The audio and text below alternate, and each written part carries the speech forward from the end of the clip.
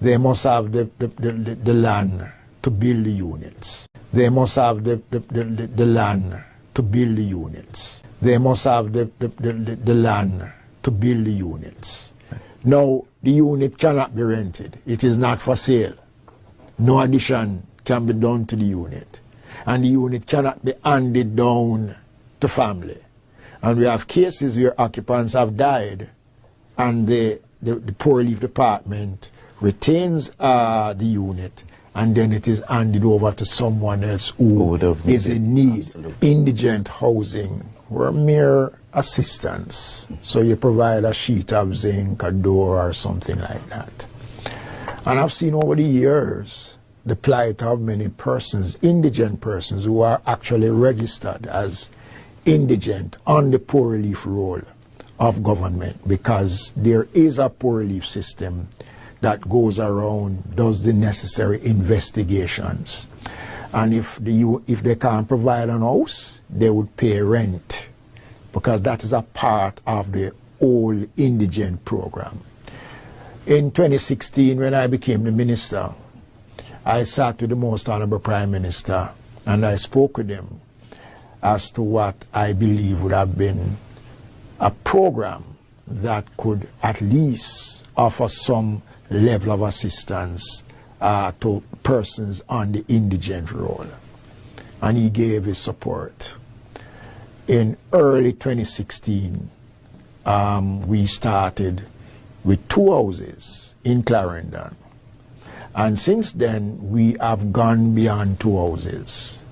We are almost going close now to 150 units that has been constructed or in the process of being concluded in terms of the work that is taking place.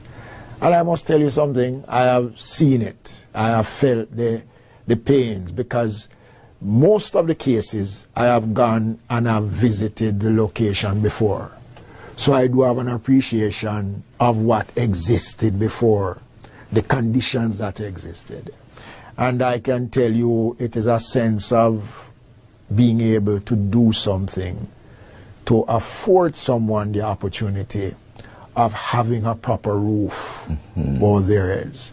And the government since 2016 has given full support to the program. We provide the funds from the Equalization Fund, and that is a source of funding that is in the Ministry of Local Government.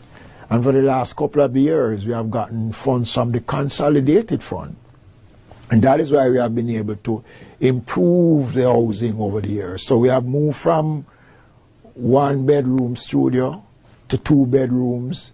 Now we have gone to 3 bedrooms. We are building multi-family units that is catering for many Jamaicans right across the country. So every parish in Jamaica has benefited from the social indigent housing program of the government of Dr. Andrew Holness, and I'm really proud of what we have been able to accomplish and the many lives that we have touched and changed. I'm happy that you've shed some light on it, and I would have wanted you to delve a little bit more into the program itself, since it was started by your ministry. Okay, what the program does, as I said before, persons can apply. They are investigated by the poor relief officers. They must have the land to build the units. They must have the land to build the units. They must have the land to build the units. And once that is done, we now proceed after the investigation to see whether or not the persons are eligible. They meet the criteria which is set up, because you must be a part of a program that does not allow you on your own. And there are cases where we have provided houses for persons who probably are not that destitute, but because of their circumstances, we have provided for them. Now, the Poor Relief Department of the municipal corporations retain responsibility for the units. Yes. So while you occupy those units, the Poor Relief Department does its monthly checking on the units. You are not allowed to do any addition to the units. The units come fully furnished. It is something that when I came up with the idea of furnishing the units, we did it because there are cases where we saw persons have homes, but there is nothing for them to sleep on. So we figure it does make sense to give you a nice room, and then you have to sleep on the cold ground. Or furnish the So we provide the necessary furnishing for the unit. Right. Now, the unit cannot be rented. It is not for sale. No addition can be done to the unit. And the unit cannot be handed down to family. And we have cases where occupants have died, and the poor relief department retains the unit, and then it is handed over to someone else who is in need. Absolutely. So what we do, and we encourage persons to take care of the units. We notice that a lot of all of our units are built from concrete, and it has been done deliberately.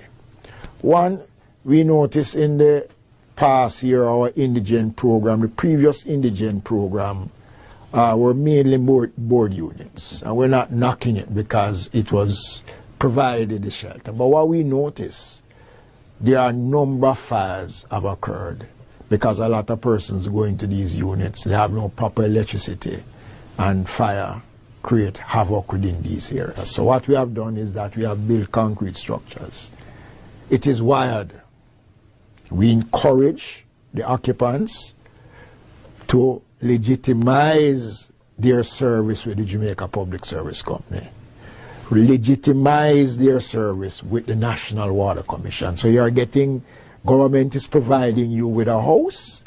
All the government is asking you to do is pay for the light, take on the responsibility, and the water. That's personal responsibility. Yeah. And I must say that we have seen where persons have responded in a very, very positive way.